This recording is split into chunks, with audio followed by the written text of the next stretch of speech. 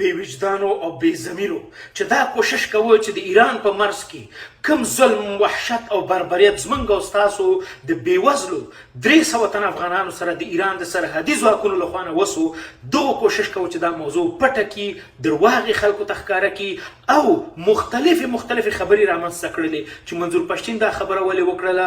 اسرائیل یې پکې رادننه کړل د پاکستان اداره یې پکې رادننه کړله د ایران سره د دوی د سیاسي اړیکو په اړه دوی وغږېدل په مختلفو موضوعاتو باندې چې تر څو پورې دا ولس ګنګس کړي ولس نسي ګنګس کولی ولس په دې باندې خبر ده چې تاسو 20 کاله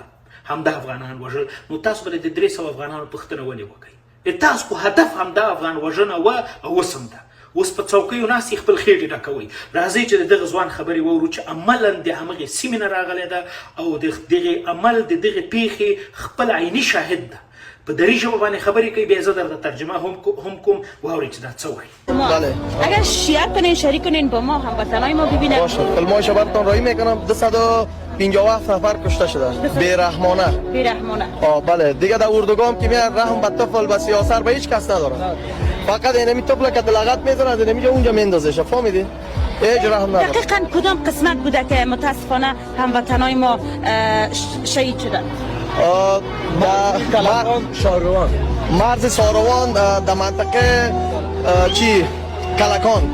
منطقه کلکان در بین کوهایی هست که اونجا حتی نه موتر رفته جنازه را آورده میتونه اکثرا جنازه هم اونجا دفن شده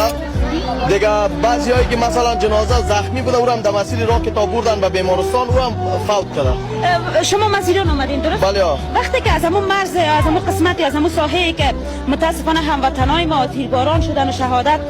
شهید شدن شما چی احساس کردین وقتی که از اون قسمت احساس چی کردیم دیگه ما گلاس اشک چشم مورخ به حالشان به فقیریشان به ناتوانیشان به ظلمشان دیگه ما چی کردم میتونیم فقط خدا را گفتیم خودت بر ازیا رحم کن کمک کن تمام